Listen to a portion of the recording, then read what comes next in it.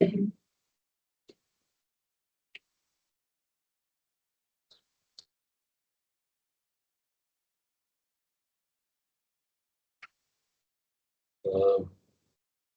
participants and speaker for this webinar, first of all, I want to express my apology to all the participants as Mr. Abdul Rashid Kiriko, our director of SAARC Energy Centre, is not able to join this webinar because of some prior engagement.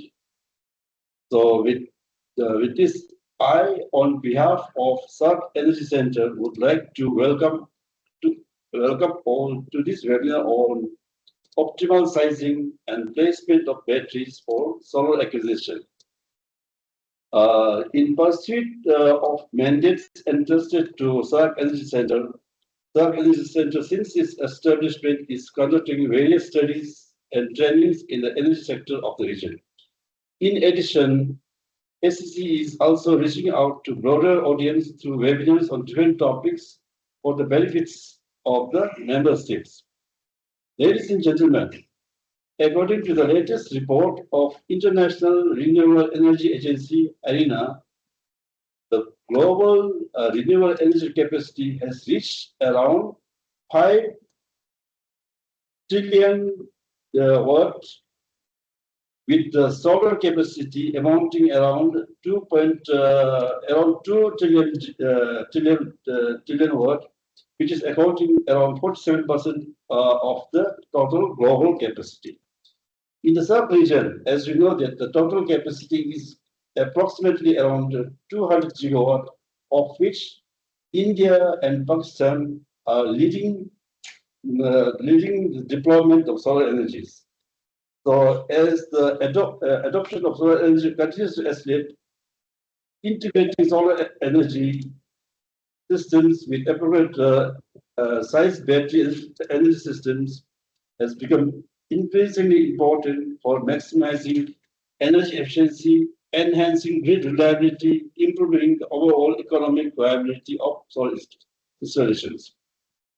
Equally important is the proper placement of the battery storage systems for ensuring system security, regulatory compliance, and long-term operational performance. Strategically placed and optimal size battery storage systems can effectively mitigate the challenges in improving the system parameters. So, with this background, dear participants, we are privileged to have distinguished regional experts for this topic.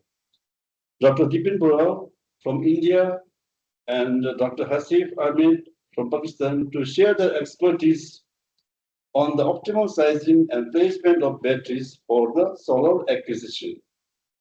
Their presentation will provide valuable insights into the benefits of selecting right size and placement of solar batteries.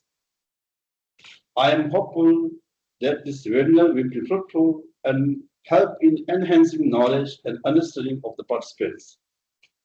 In the end, I thank you all for joining this webinar. I expect the session will be interactive, so please feel free to join and express your valuable opinions. So, as far as the program is concerned, firstly, we'll have a presentation from the two experts, around 25 minutes each, then followed by question and answers for the benefits of the participants. So, firstly, we'll go the presentation by Dr. Hasif Ahmed. Dr. Hasif Ahmed has over 7 years of research experience in development of energy materials, electrofabrication, cell assembly, electromechanical testing, and performance optimization of storage devices. Dr. Ahmed had other around 17 peer-reviewed international publications. His expertise spans battery energy storage systems, electromechanical characterization, materials engineering, and sustainable energy technologies.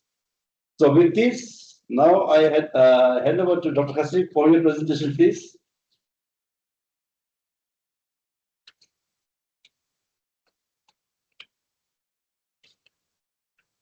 I am able to hear everyone. Yes, sir, you are right.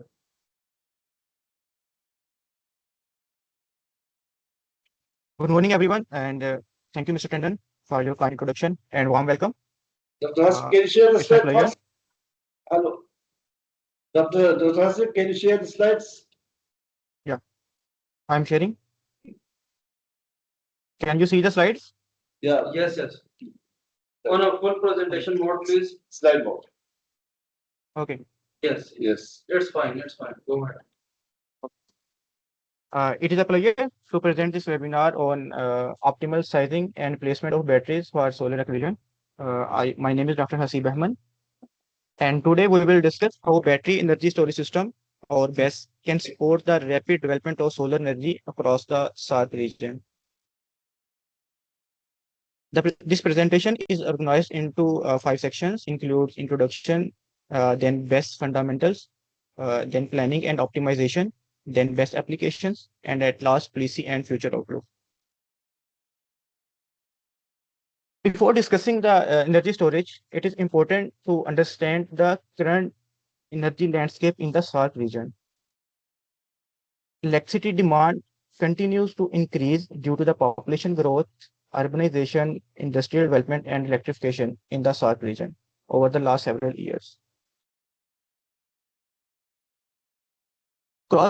Access to electricity has improved significantly across the South Asian region over the past 2 decades. However, the electricity access alone does not reflect the level of economic development. Despite this progress, the average electric power consumption in South Asia is only about 1015 kilowatt hour per capita, which remains very well below the global average of approximately 2674 kilowatt hour per capita. While electricity access has improved in the South Asian region in the past 2 decades, the region electricity sector remains heavily dependent on the fossil fuels, which posing the challenge for the energy security, price stability, and environmental environment. As you can see in this table, each SAARC country has a different generation mix, but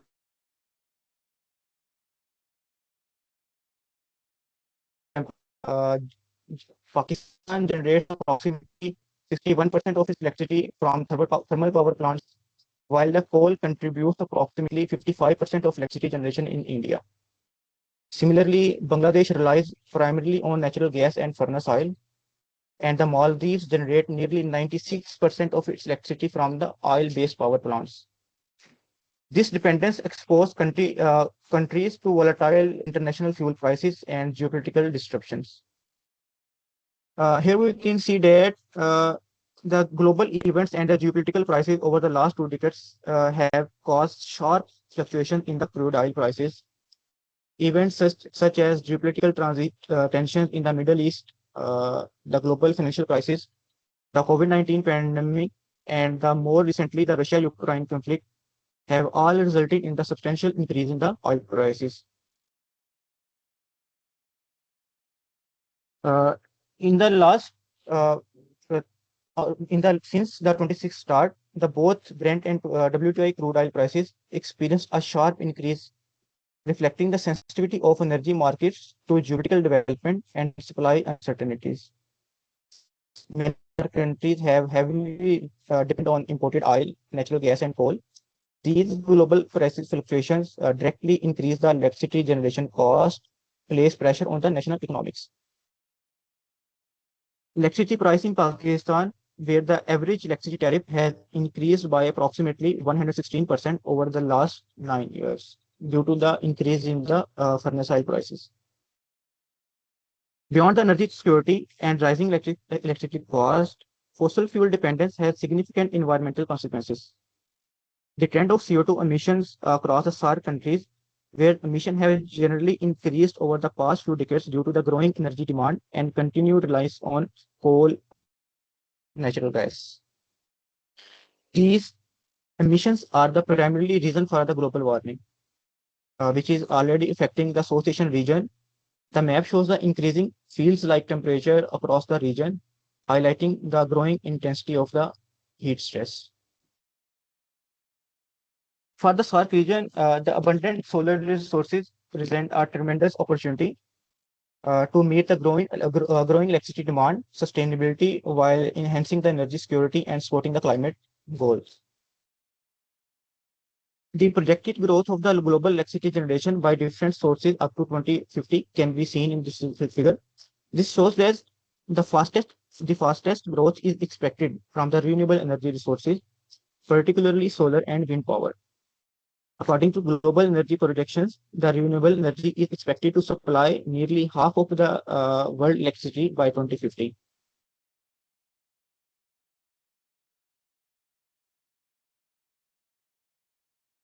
Renewable energy sources have increased significantly, particularly due to the rapid expansion of solar and wind power.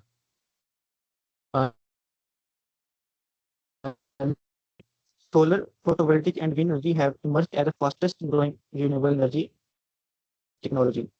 As shown in this chart, solar PV accounts for the largest share of renewable energy, followed by the wind power. This reflects the region has abundant solar resources, declining PV costs, and increasing investment in the renewable energy projects. Despite the growth of renewable energy, one major challenge remains intermittent nature of these renewable energy sources. Unlike conventional power plants, renewable energy sources such as solar and wind do not produce electricity continuously. Solar PV generates power only during the daylight hours, and its output varies with the cloud cover and weather conditions. So the battery energy storage system provides the necessity of flexibility by storing the excess energy storage, renewable energy, and during the period of high generation and delivering it when the renewable energy output decrease or electricity demand increase. Basically, battery energy storage system mitigate the solar variability. It stores the excess solar energy during the day and supply it when the solar generation is low. It also improves the grid stability by providing the frequency regulation and voltage support. It also reduces the renewable energy losses, capture surplus renewable energy instead of wasting it. Meet peak electricity demand by shifting the stored energy to the periods of high demand. It also improves the energy security and reliability. A battery energy storage system typically it stores electrical energy by converting it into the chemical energy during the charging and then converts it back into the electrical energy during discharging. A modern BESS system is much more than just a battery. It consists of a battery module where the energy is stored, a battery management system which continuously monitors the battery parameters such as voltage, current, temperature, and state of charge to optimize the charging and discharging based on electricity demand, renewable energy generation, and grid conditions. Battery energy systems can use different battery technologies, and there is no single technology that is best for every application. The choice depends on factors such as cost, efficiency, lifetime, safety, energy density, and intended application. Lead-acid batteries are the oldest and the most mature technology. This main advantage is the low cost, making them suitable for the small scale and off-grid application. However, they have a relatively low energy density, slower charging, shorter lifetime, and require the regular maintenance, which limits their use in the modern grid scale storage. While the lithium-ion batteries include the LFP and NMC chemistries, are currently the most widely deployed technology worldwide. They provide the high energy density, excellent efficiency up to 98%, fast charging capability, long operational life, and nominal maintenance. These characteristics makes them the preferred choice for the residential, commercial, utility scale, and electric vehicle applications. And while the most emerging technology recently, the flow batteries, designed primarily for the large scale and the long duration energy storage. Although they have low energy density and require more installation space, they offer very long lifetime, excellent safety, and can be discharged almost completely without significant degradation, making them attractive for the future renewable energy integration at grid level. So therefore, the choice of battery technology depends on the specific application of the consumer. The battery system play an important role in the operation of the modern power system by balancing the generation and demand. It stores the surplus energy and supplying the power during the peak demand. It facilitates the renewable energy integration by mitigating the intermittent nature of renewable energy sources. It provides the services include frequency regulations, voltage support, and spinning reserve.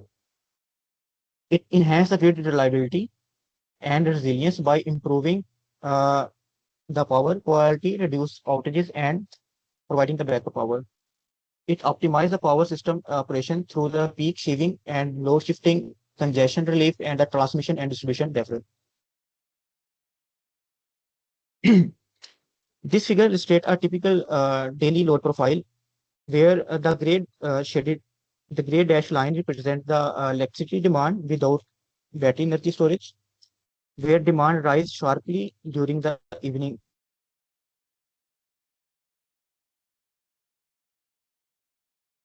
In the off-peak hours, shown on the left and right side of the figure, the battery charge using the surplus or low-cost electricity. During the evening, the charge supplying the stored energy to consumer. As a result, the peak demand is significantly reduced and the overall load profile becomes much smoother.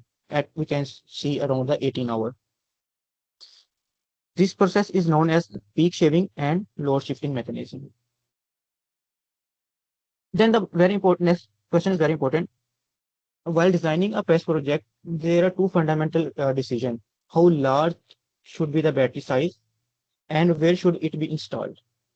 These are known as optimal sizing and optimal placement. Optimal sizing determines the battery energy capacity, kilowatt hour, and power rating, kilowatt. The objective is to select a battery that is large enough to meet the energy and power requirement without unnecessarily increasing project cost. On the other hand, optimal placement determines the most beneficial location for installing the battery. Depending on the applicant, the BESS may be installed at generation site. It can be installed at distribution network or behind the meter at a consumer premises. The objective is to maximize the technical performance and economic benefit. This flowchart shows the typical process used to determine the appropriate battery size. The first step is to evaluate the daily electricity consumption, how much energy you need. Next, we define a backup requirement. Like, for example, we can say how long the battery should be able to supply electricity. Based on these requirements, we calculate the usable battery capacity, considering the technical parameters such as the depth of charge, battery specification. Since the battery should not always discharge completely, the usable capacity of the battery is always lower than the nominal capacity. So the next step is to estimate the solar energy production potential, which depend on the factors such as local solar irradiance, system size, and the weather conditions. This determines how much energy is available to charge the battery. So we then account system efficiency, expected future growth in electricity demand. Finally, we determine the battery quantity by adding the total required storage and the usable capacity of the battery, and this comes equal to the number of battery we needed. The techno-economic optimization identifies the battery size and installation location that provides the best balance between the technical performance and economic return throughout the project lifetime. Its primary objective is to minimize the total life cycle cost or maximize the project value. At the same time, the optimization must must satisfy the several technical constraints. This includes the battery capacity, power rating, state of charge limit, and the grid constraints. Economic factors consider the initial investment, operation and maintenance cost, electricity tariff, battery degradation over the time, and the future replacement. Another challenge is the uncertainty. Solar generation changes with weather condition. Electricity demand varies throughout the day. Market electricity prices fluctuate, and the battery performance gradually decline due to aging. Therefore, the modern optimization method often use multi-objective optimization with the objective of optimal sizing for the project. The optimal BESS design is not necessarily the cheapest or the largest. It is the solution that satisfy the technical requirement while maximizing the economic value over the project lifetime. Some financial matrices should be considered while making a decision for the battery energy storage system. It includes the levelized cost of the storage. It is represent the average lifetime cost of delivering 1 unit of electricity from the battery. The net present value measure the total economic value of the project, cash flow in the initial investment. Internal rate of return indicate the expected percentage return on the investment. Another important metric is the payback period, which tells us how long it takes to recover the initial investment throughout the operational savings. In addition to these traditional financial indicators, battery energy storage system also provide several indirect economic benefits. For example, avoided cost refers to the saving achieved by reducing peak demand and lowering the fuel consumption. Reliability value capture the benefit of improved power quality, and it's also congestion relief, and the tariff impact represent the saving achieved through the demand charge reduction. So the quality of the final solution depends heavily on the quality of the input data.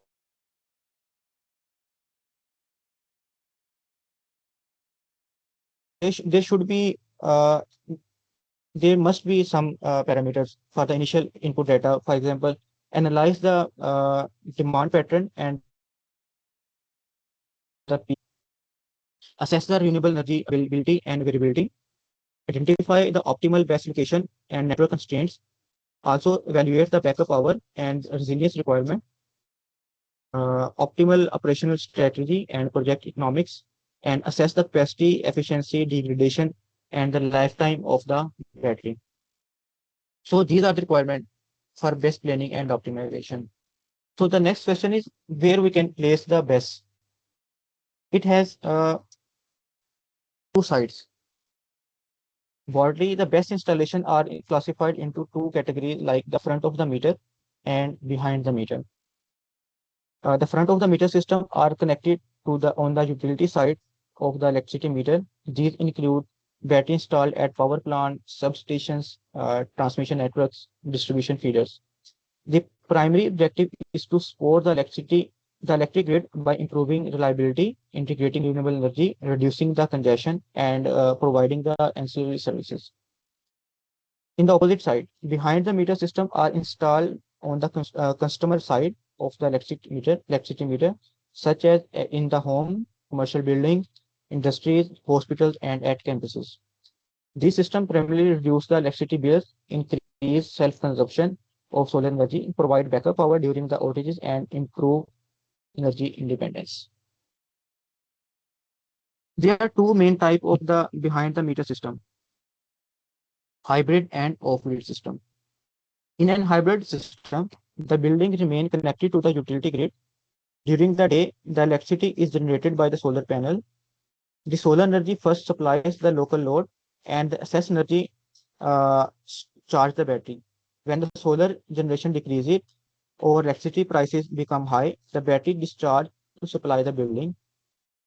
If additional power is required, electricity is imported from the grid.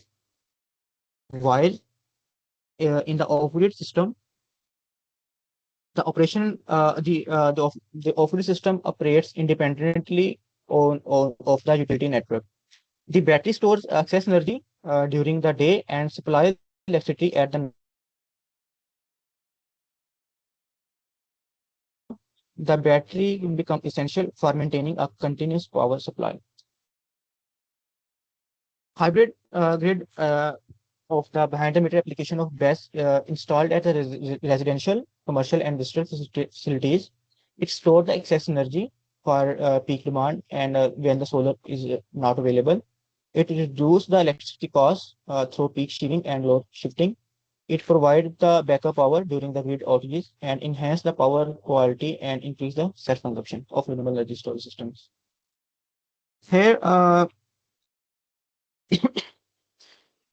this chart represents the monthly electricity bill of a medium-sized commercial consumer, which installed a battery of 200 kilowatt and 1 megawatt hour battery energy storage system.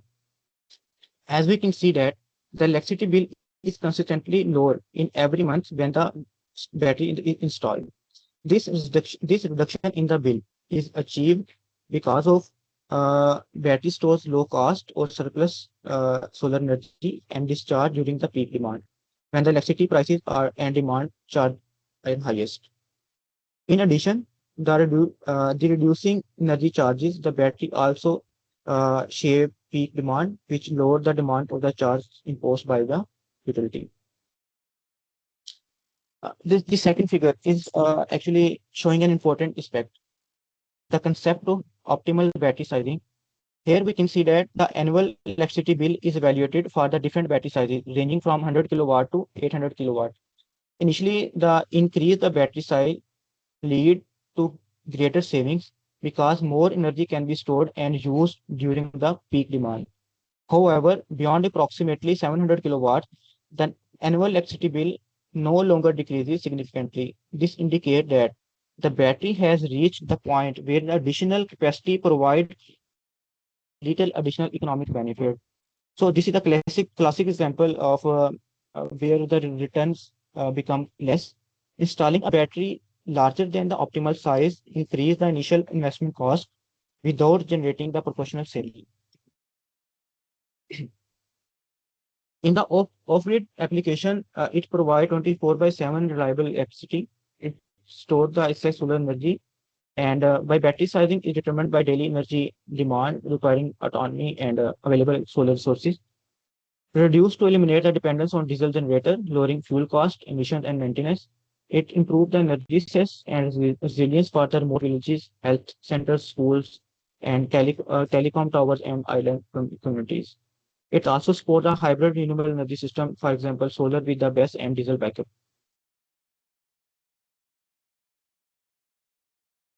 The BESS in the low medium distribution network facility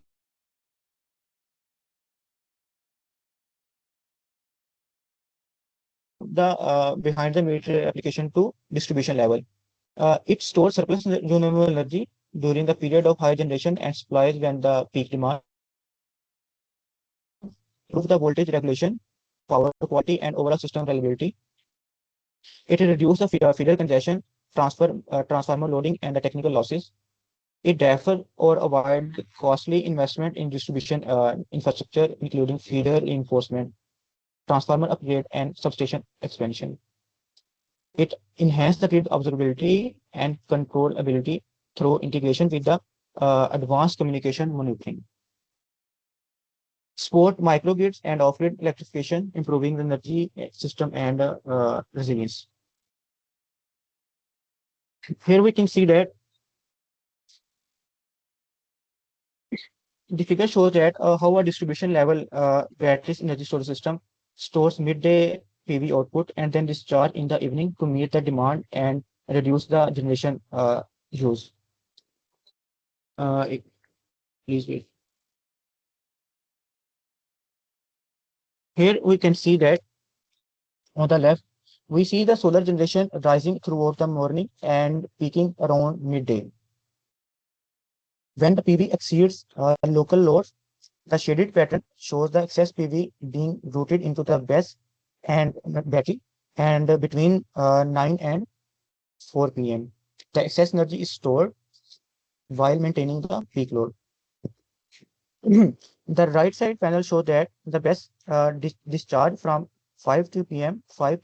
to midnight to the shaded dark region area is energy storage energy used, which fills the evening demand shoulder when the solar has fallen. By displacing the generator output in that evening window, especially the higher cost and the higher emission generator power after sunset, the best reduce the operating hours of the backup generation and lower the energy cost. We have now moved from the customer level and distribution level application to the highest level of power system, utility scale and transmission level of the battery energy storage system. These systems are typically installed alongside the larger solar or wind farms or connected directly to the transmission network. Their primary role is from the solar power output by smoothing the variability and delivering the predictable dispatchable energy. It reduces the renewable energy losses. It provides the services like frequency regulation and voltage support, and it also support the transmission network by operating, relieving the congestion, reducing peak load, and deferring in the grid. It improves the grid reliability and flexibility, enabling a higher penetration of the utility scale renewable energy.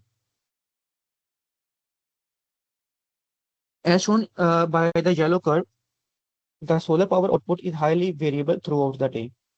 It changes due to the cloud cover, weather condition, and naturally falls to zero after sunset. During the periods of high solar generation, when the production exceeds demand, the excess electricity is stored in the battery instead of being wasted. Later, the solar output begins to decline in the afternoon and evening. The battery discharge the stored energy to compensate the reduction in the solar generation. As, as in the result, the combined output of the solar plant and the battery, shown by the smooth curve, this dark blue color, the, become much more stable and predictable. This process is basically known as solar firming, where we smooth the output of the power output.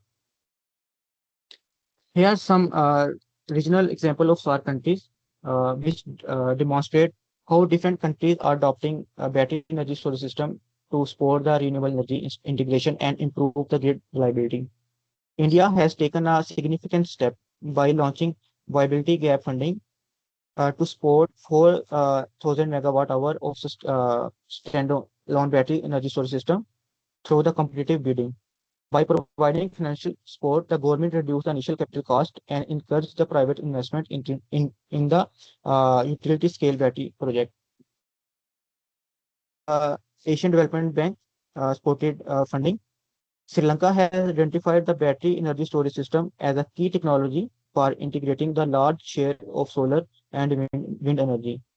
This roadmap emphasizes improving the grid flexibility, uh, reducing the renewable energy losses, and improve the overall system stability.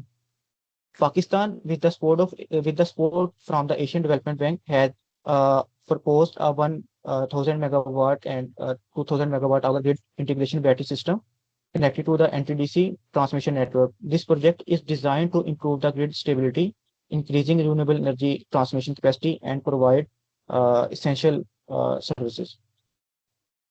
These projects show that the battery energy storage system are becoming an essential component for the modern power system throughout the region. Uh,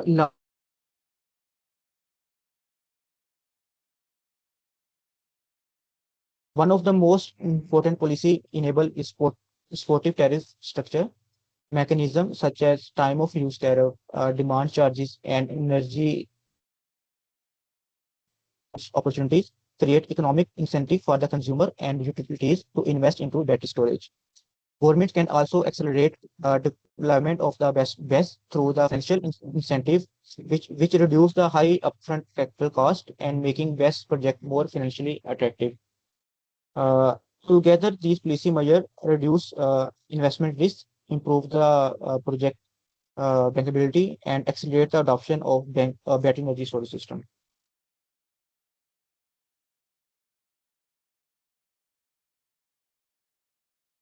Despite the significant technical and economic benefit of battery energy storage system, several challenges still limit their deployment, particularly in the developing countries. Uh, some challenges are high upfront capital cost, battery degradation over the time, uh, regulatory uncertainties, data gaps, and limited local manufacturing. But we can say that each of the challenge also create an opportunity. So we can increase the best investment by the government size to decrease the capital front, longer battery lifetime, and improve bankability, optimal sizing and placement, and it by creating the job and innovation and economic growth. But these opportunities can be achieved by financially incentives, advanced battery manufacturing, clear policies, uh, better forecasting and digital planning, R&D support, and industrial incentives.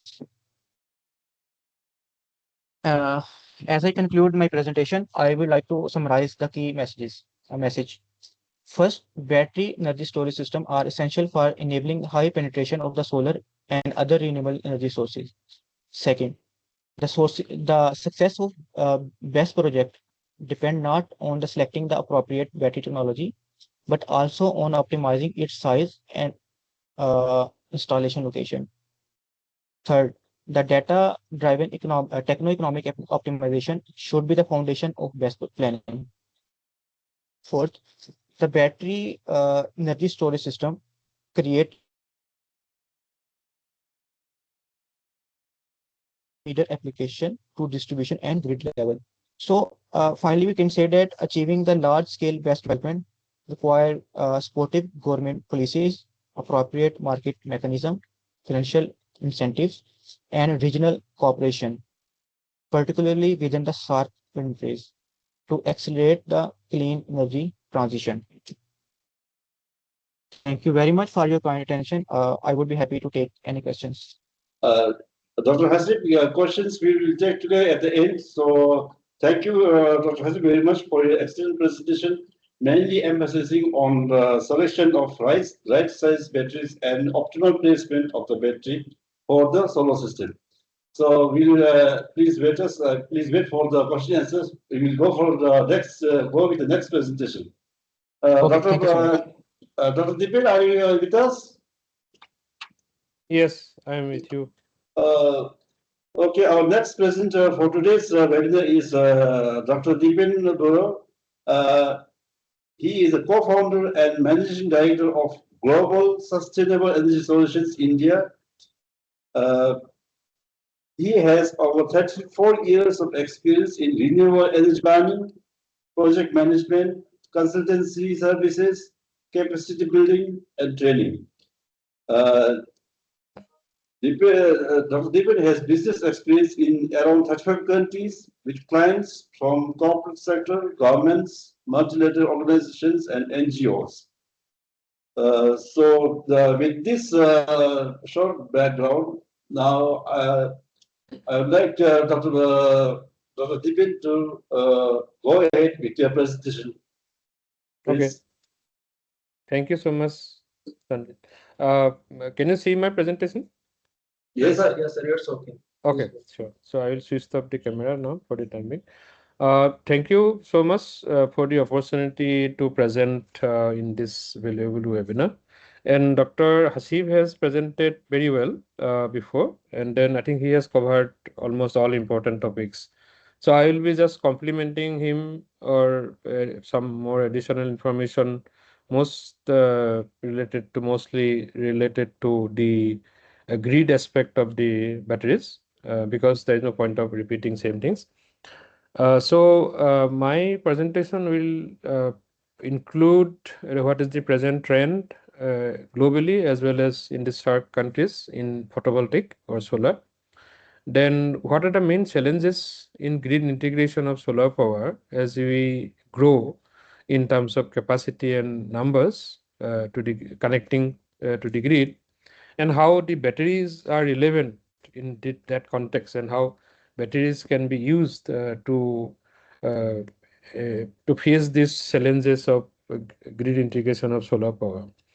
And then very briefly, I will also repeat the optimization aspect of the battery storage system. Then the key factors of influencing the battery sizing. I think Dr. Hasib has already covered that. Then the strategic placement as well. Dr. Hasib has already covered that. But I will again present you a little bit in a grid context most of the time.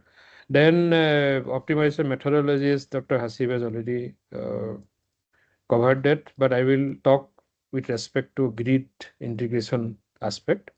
And of course, economics and business models for battery deployment. So when we see the PV trend or photovoltaic market trend globally, it is exponential growth.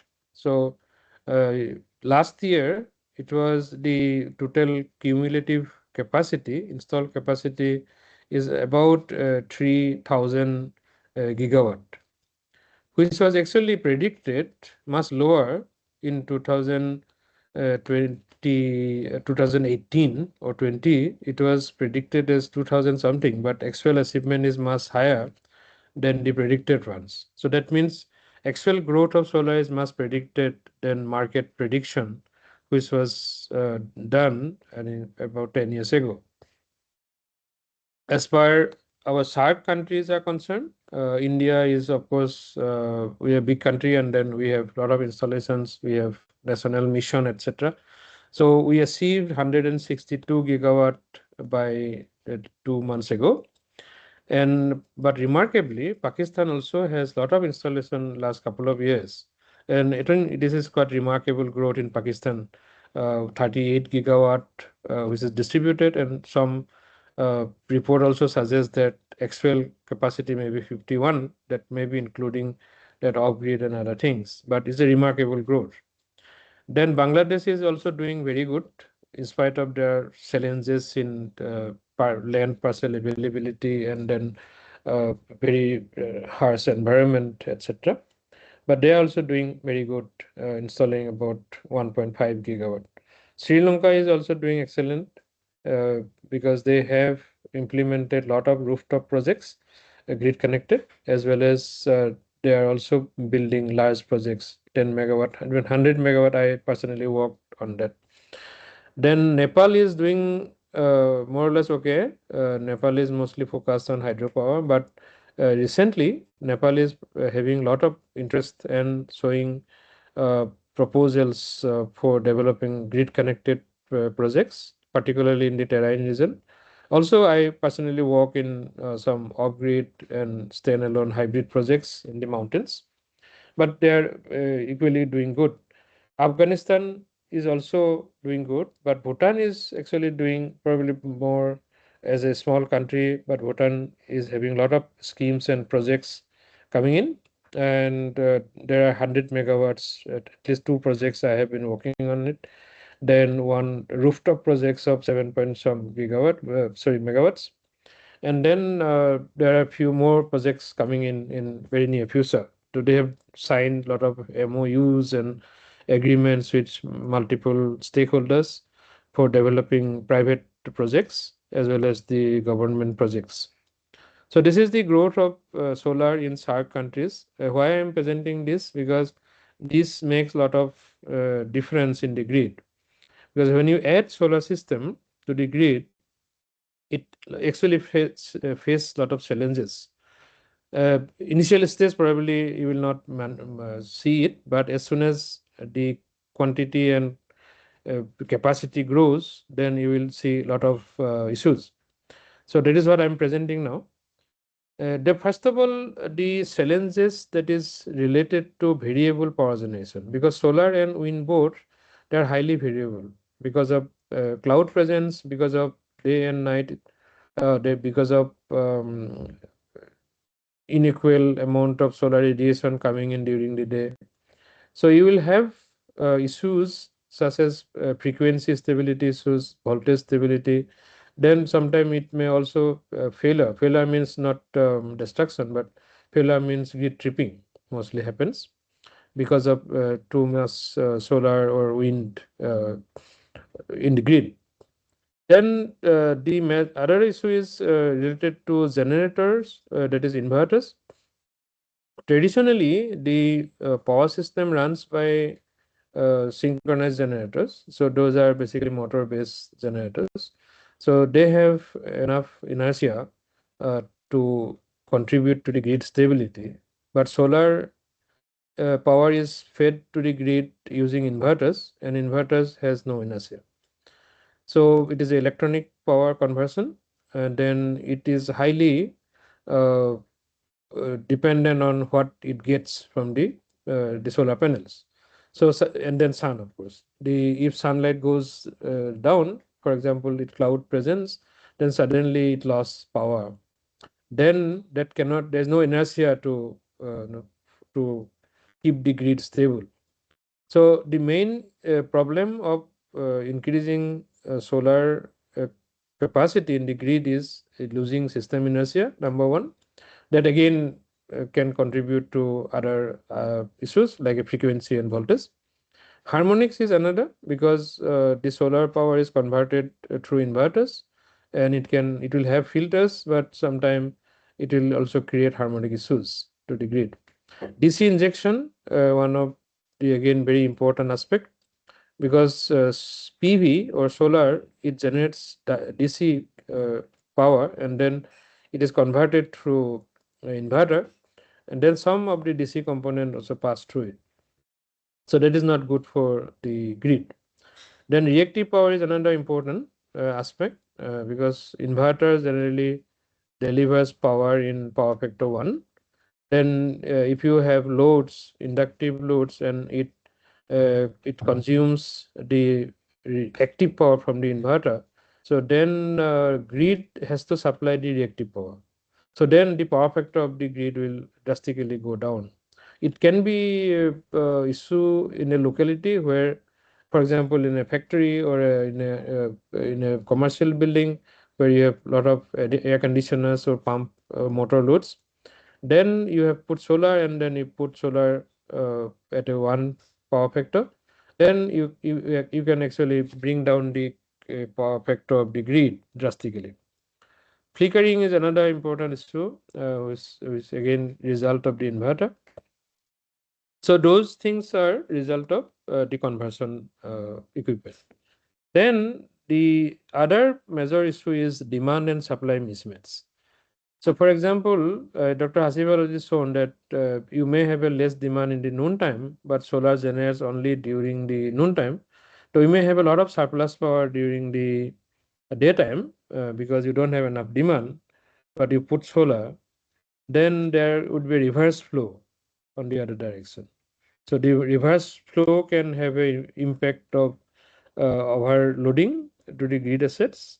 Sometimes it can fail the conductors or transformers, and definitely there is a limit, of course. Then also it can cause voltage rise when there is a more supply than the demand.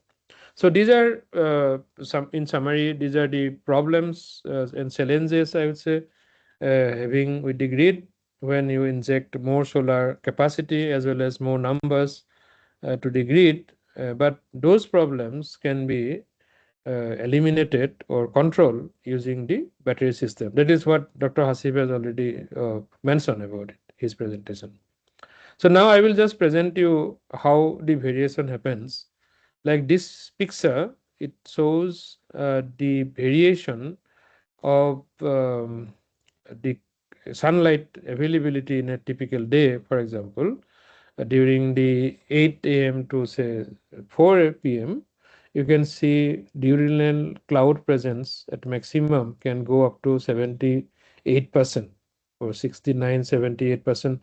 That is possible. Not all the time, of course, but maximum.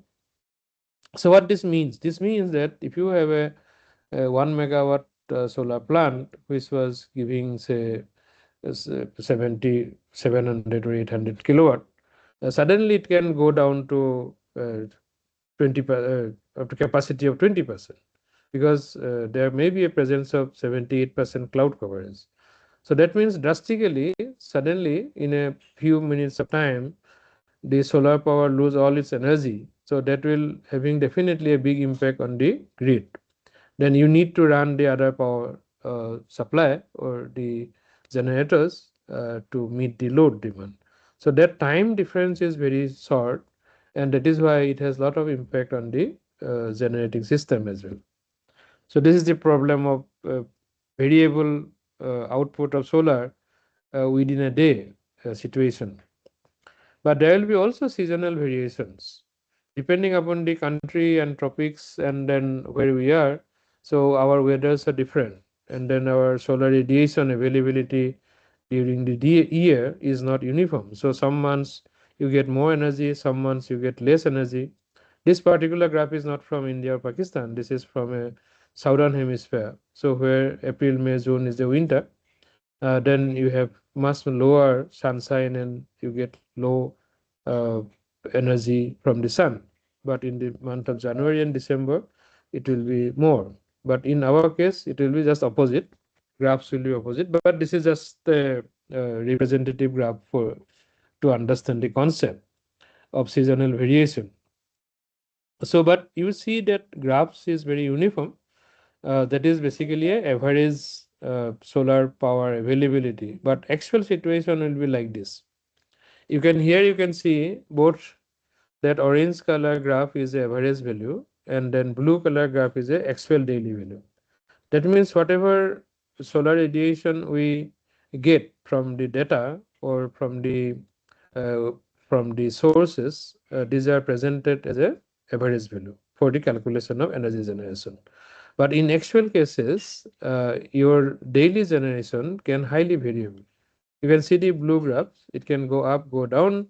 So that means lot of instability in terms of power supply to the grid when you connect to a solar system. Of course, some countries, they may not have the same situation. For example, I work in Jordan. So Jordan graphs are very smooth because they have not much interference of cloud. But when it comes to India, Pakistan, Bangladesh, or Sri Lanka even, our topics are very different. So we have a lot of cloud presence. Maldives even worse. Maldives maximum cloud presence go up to 90%. So it's very clean and very suddenly, your cloud can cover up the whole solar plant. So this is the main challenges in terms of variability of power supply from the solar. So that makes a lot of impact on the grid system. This is a typical day one. You can see the yellow one is expected one, but actual one is the blue lines, which has a lot of ups and downs. So this have a lot of impact on the grid. Now, because of those variations, what will happen? Suddenly, your load also variable, but load demand is not that variable. So it will, in terms of, it depends upon the size of the grid. So in a medium or big size grid, that is not too variable demand, there will be a trend, or we know about it from the experience. But when it comes to supply of power, if you have solar power plant and the good amount or fraction of solar in the grid, and suddenly 90%, 80%, 60% disappears from the grid, then it is a huge problem. And then that will cause either frequency changes when demand is there, but suddenly solar disappears. That means you get a high demand. That means less supply and high demand. That will bring down the frequency and voltage both. And then if you have, again, you run a generator to supply the power, and then suddenly solar appears because sun has now appeared, because cloud has gone, then you have a highly oversupply. Your demand is low now. So then again it will create over frequency and over voltage. So that is how the system is disturbed, and we need to look for a solution to remove or to meet those challenges. Inertia is again another problem. So normally the generators which is run of, say, thermal power plant or the hydropower plant, they have inertia because it is a mass, it rotates. So if there is a sudden power supply and demand variation, so inertia will take care of that. So it is possible to smoothen the graph and meet the demand at few seconds. But when it comes to solar, and then solar don't have inertia. So then if you have more solar in the grid, your actual inertia amount available in the grid to take care of the variation is reduced. So that is another challenge of solar, too much solar in the grid. But of course, that is why we're discussing, because battery can help to overcome those problems. The reverse flow I already mentioned. It is basically surplus power against the demand. So then the power will flow on the other side, so which can cause excess heating to the grid asset such as transformers or the cables. Then it can also increase the voltage at a common coupling point. Like this is an example. If you have a lot of distributed power across the feeder, and then you have no load on the feeder. For example, in a residential colony where people go out for walk in the daytime, then you have hardly very less load on the grid. Then your generation will be very high. Then you have potentially have high voltage, mostly in the end of the feeder. So high voltage is very common when you integrate solar in a long feeder in a rural areas where load are very less. Then and also the voltage drop is also high at the end. But if you put a solar plant, then actually your voltage can increase very drastically.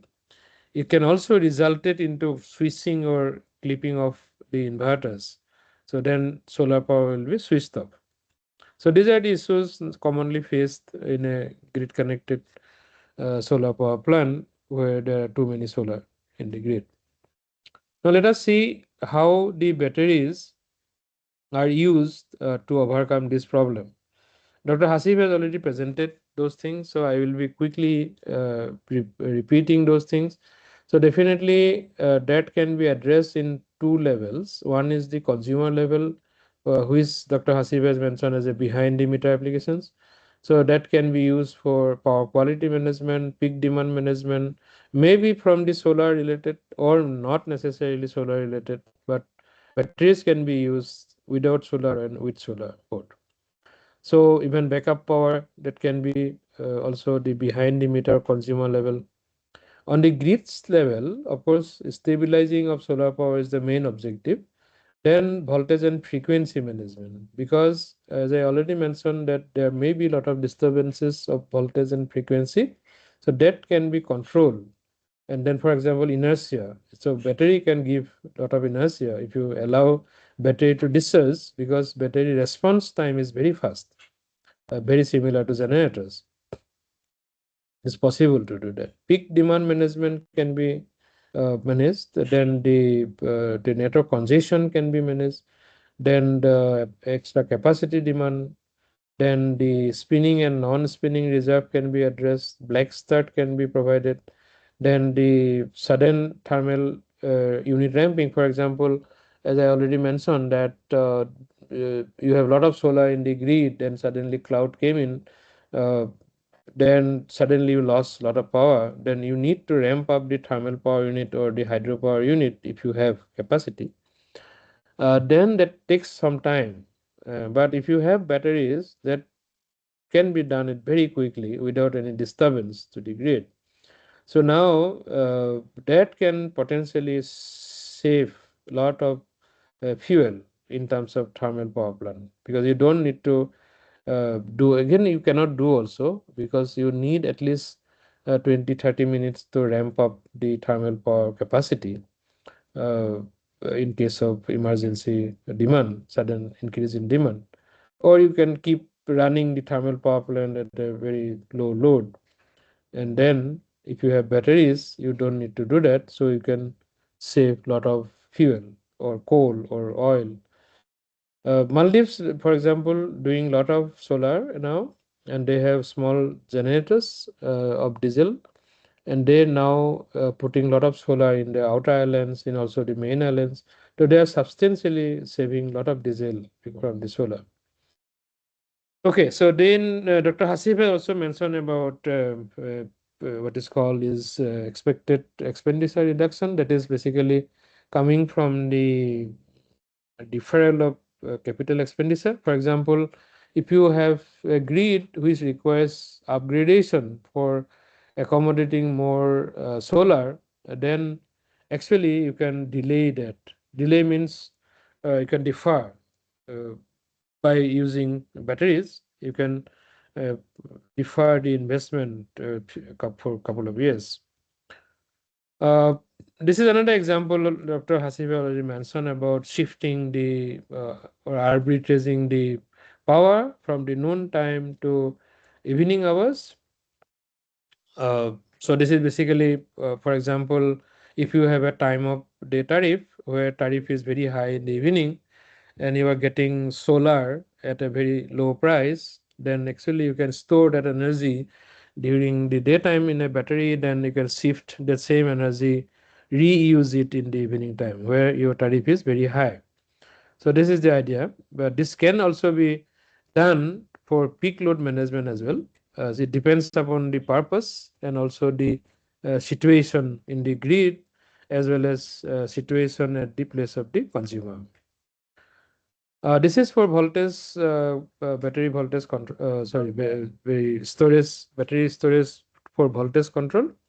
So I think Dr. Hasib also shared the same similar picture. So you have more power in the daytime, so that is a reverse flow.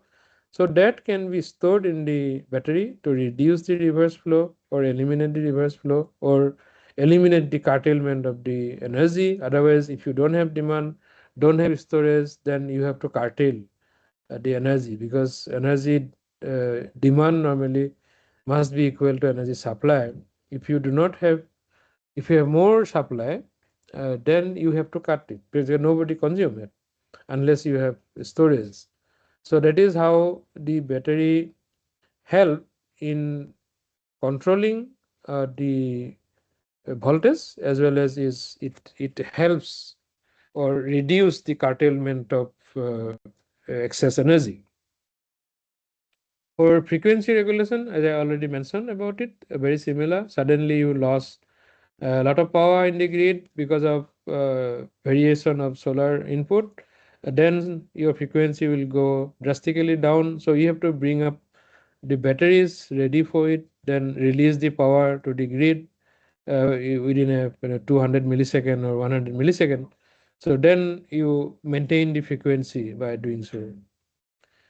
Then comes the optimization, of course. We are talking about the grid problem and then battery storage, how it can solve those problems. But important aspect is how to design or size the battery to meet those requirements, as well as the optimum sizing, which is very important. Dr. Hasib has already mentioned about it, so I will just again repeating few things here. So right size battery is the optimized size. So not necessarily low cost as Dr. Hasib has already mentioned, but oversized battery or undersized battery both cannot fulfill the requirement. So oversized battery means your battery will be unutilized.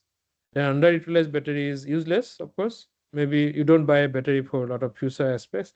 So you decide what purpose you are going to use the battery, and you decide the precise capacity of that, so that it utilizes the maximum of it, and then it performs best. Because otherwise, because if you have larger battery, your consumption will be more, but your output will be less, so efficiency also will be less. Then you put a lot of money unnecessarily.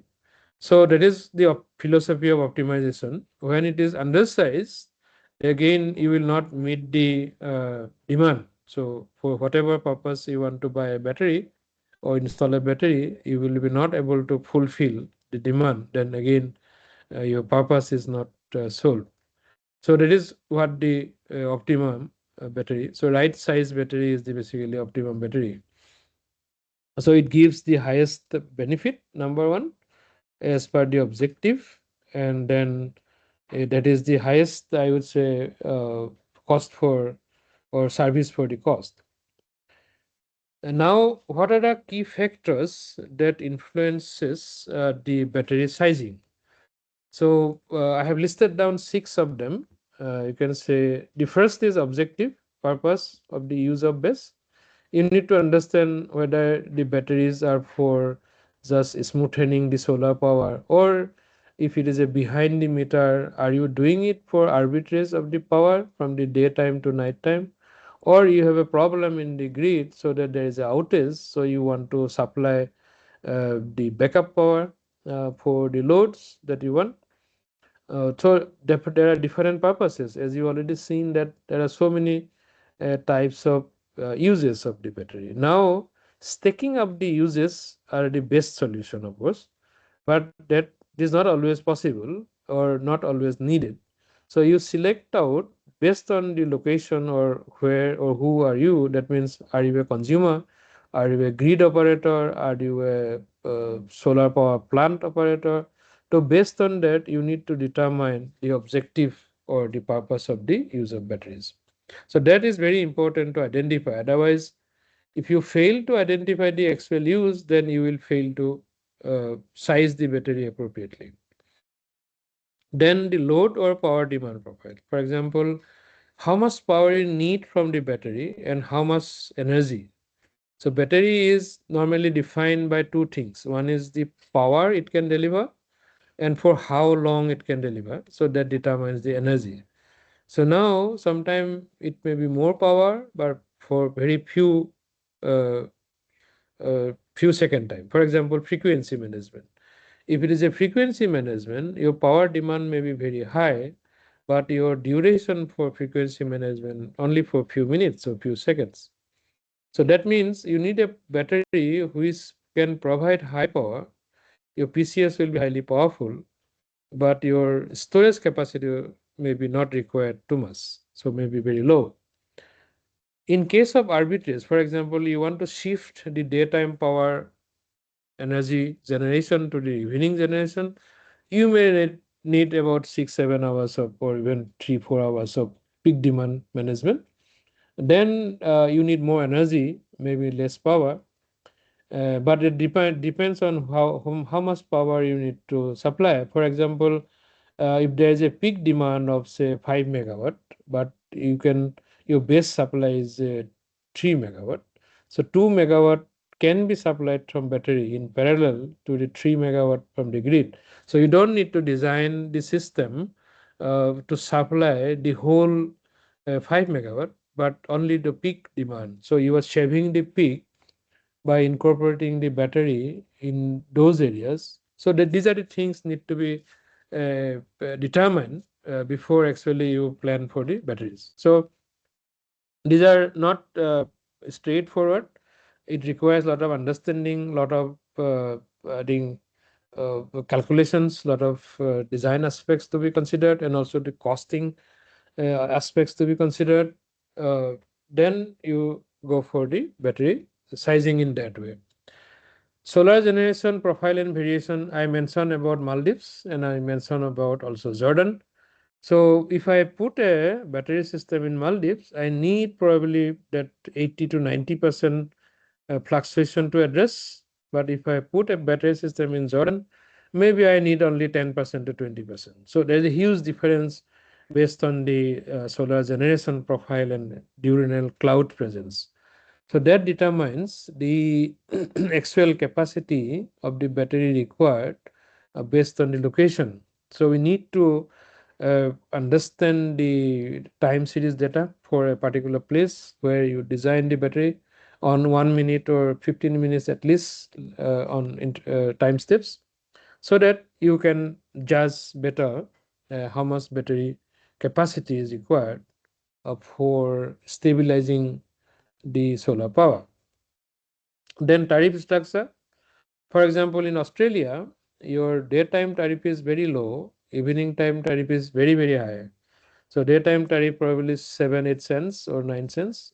Evening time it is 25 cents. So almost 3 times, 4 times. In India, many places more or less similar. So we don't pay different tariff. We have a policy, but that is not heavily implemented. in terms of difference of tariff. So we more or less pay similar tariff during daytime and nighttime. That does not help in terms of arbitrage. So if I want to purchase a battery, so in India I will not buy it because I may buy it for the backup power because maybe my power system fails in the afternoon or any time. So I may require backup power, but I may not require a system for arbitraging the energy or shifting my solar energy from daytime to nighttime. So if I get some benefit for the shifting, then only it makes sense for me to invest on an additional component for the so that is why the tariff structure and daytime tariff structure is very important to decide whether I need a or can buy a battery at a economically beneficial for me. Then frequency of power outage and duration of backup, that is more important in I think SAARC countries in context, because we have issues in the power system, particularly when you go to the remote areas, you have more power failures and outages. So that makes a lot of difference. Then the of course the efficiency issues and all there. So those are need to also be considered. Now for strategic placement, I think Dr. Hasib has also presented it very well. So I'm just adding on to what he presented already. So it depends upon what purpose you are actually planning for the batteries. So the previous slide shows the purpose of sizing and purpose of uses. Then accordingly you have to put the batteries. For example, if you want stabilize the solar power, then it is better to have with the solar power plant. So that will help to stabilize the solar power plant output when you have a battery before connecting to the grid. That is the one purpose. The second purpose, for example, you want to do voltage management, you want to do frequency management, you want to do peak demand management, then it is the best place to put the battery in the substations or the grid substations. That is what particularly many countries, including India, is doing. We have many batteries, 10 megawatt, 20 megawatt, experimental ones earlier.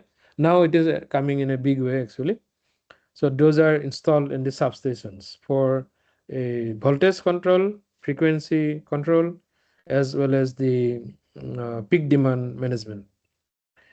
Then the feeder network. So now this one, the substation battery is also feeder network very similar, because you can install a battery system at a substation, but you can decide which feeder to serve. You not necessarily serve the whole substation, then you need a bigger battery bank.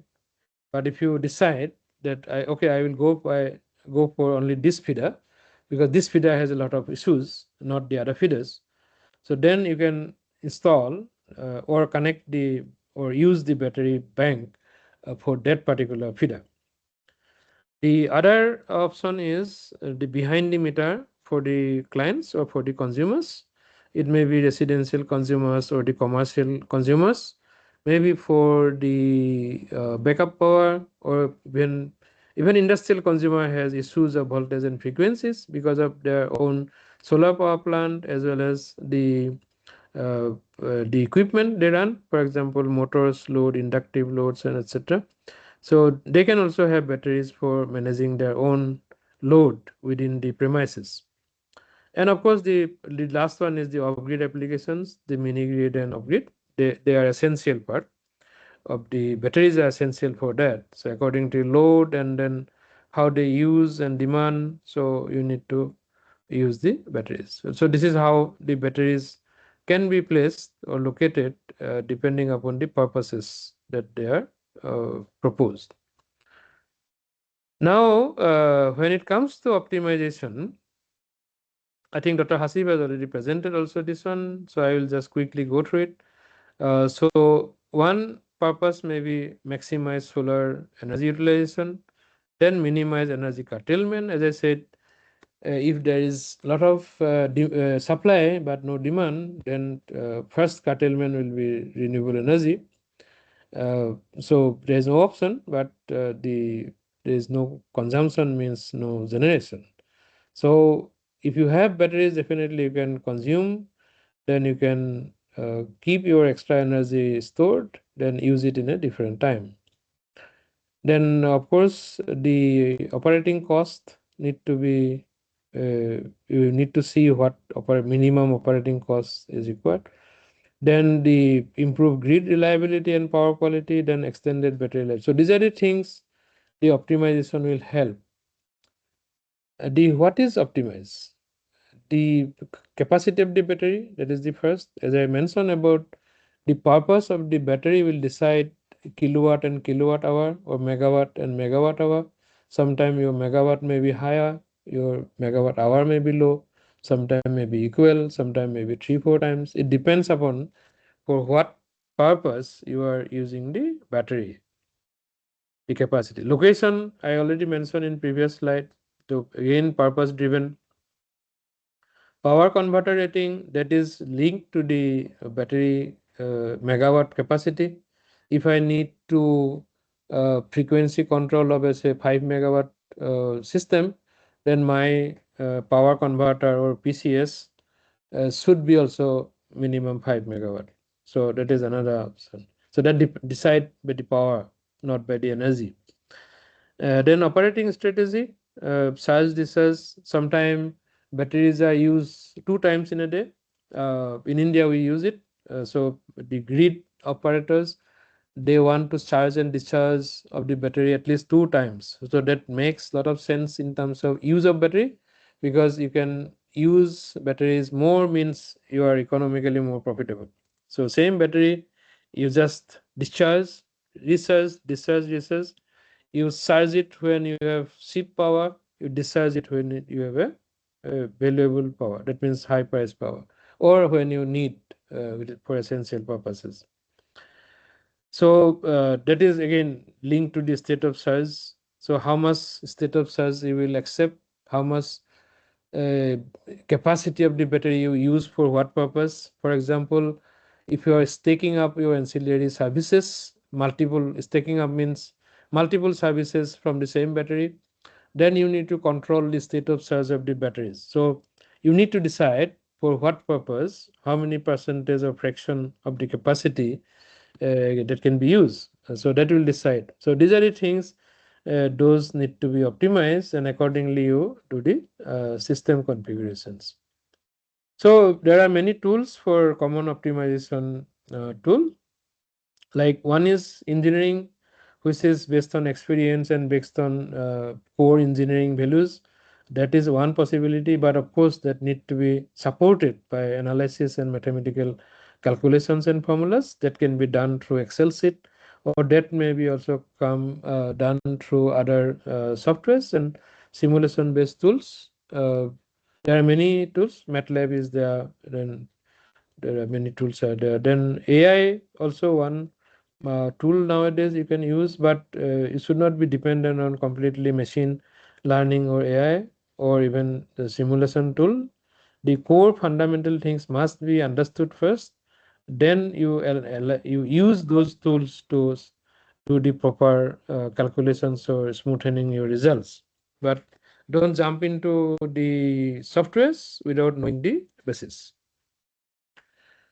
Then the economics, which is very important because that determines everything with regards to investment as well as the benefits. So if you, as you see, the cost of battery has gone down drastically. In about 12 years ago, it was about 10 years ago, it was about $500. Only I'm talking about battery rack price per kilowatt hour. Now it is less than, I think, $100. So this means a lot. That means that is why we're talking about now batteries, because it became more affordable. But again, as I said, that purpose of the battery also decide the economics of the battery. So now you need to also calculate the what is the cost of storage, then what if I use it for deferring the upgradation of the cost of, because you either do this or either you do that, which one will be more beneficial for you? That is a decision factor. And what commercial services the battery will provide. As I said again, use case, then the how much support you are getting.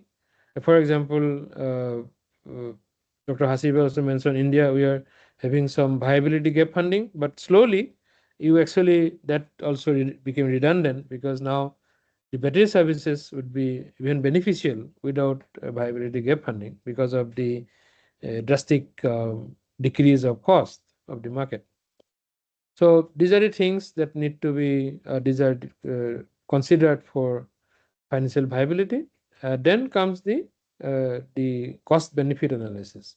So it basically cost in and cost out. That means how much you paid for the battery system, how much you pay for the operating the system and managing the system, then what services for you are using the battery. For example, if you are using energy arbitrages, then how much you are benefiting from shifting the energy one place to another. You also need to remember that while you are shifting energy from noon time, from solar to evening time, you also lose about 15 to 20% of energy because of the efficiency of the batteries. So that also need to be accounted for. Then ancillary services, frequency management, voltage management, peak demand management. So these services may be sometimes very highly valuable. I will give you an example. Suppose you have a connected load of 1 megawatt, then for some reason, extra activities, your load has gone up to say 200 kilowatt extra in the for just for 1 or 2 hours in the evening for some extra activities, then you have to pay huge penalty for extra capacity used to the grid. In India, we pay about 30% of that capacity. That means it's much more. So that makes a lot of sense. If I have the battery storage, then save that peak slash that peak supplying energy from the battery. So then I can save a lot of money. So that means my peak demand saving will be more beneficial for any other purposes. Maybe not energy arbitrage, but if I use the battery for peak shaving, then that may be more beneficial to me. So that is why I need to recognize and understand what services would be more meaningful and beneficial for me. So that is how need to be decided. Now there are business models for it. Utility can decide, okay, I put solar plant, then I put batteries, or I only put batteries, no solar plant, to supply or to control my voltage, to control or manage my frequency, and also manage my peak demand. So that is called utility owned business model. So they invest and they operate the batteries. IPP own model, if I have a solar power plant, I have a commitment to supply smooth power or committed power supply. Otherwise, I will get penalized. Or there is another concept called round the clock supply. So I have commitment, I have a power purchase agreement where the rules are laid down. I cannot defer them. If I defer, I pay a lot of penalty. So then adding battery to the solar system would be definitely much beneficial. Third party ownership. So if I have IPP or I have utility, I can say, okay, I'm not buying it, I don't have money, but I want the service. So I hired a third party. Okay, you install a battery, I will allow you to install it in my place. So then I will buy the energy services from you. Customer own, very simple. So I have my loads. I have also solar or may not have solar, but I can use the batteries for it. Then ASCO own model, that is similar to third party, but terms and condition for providing services may be different. Then leasing model, so I have batteries, I can lease it for the purpose of voltage frequency or whatever reason, whatever purpose. So that is leasing model. And it can be also hybrid combination of multiple. There may be multiple investors. There may be IPP and public utility. So services can be shared. Like battery can also be shared. Services can also be shared. You might have heard about virtual power plant concept that is also in run. In Australia, it is being implemented. Europe, it is being implemented. So that means you can share the batteries for multiple service providers, and then can be also managed in a hybrid model. That means there could be a one owner, one operator, another service receiver, service provider. So it can be many things. So these are quite evolving models. Then there will be more models. There are so many things now coming up with the power sector. So as mentioned about one, that virtual power plant could be a changing the whole scenarios. So these are in terms of business model. Okay, so that was my last slide. So now we can have discussions and questions. Dr. Dipin, thank you very much for your presentation covering on the basically selection and placement of batteries and the benefits it will have to the power system especially. So with I think now the floor is open for question and answer session.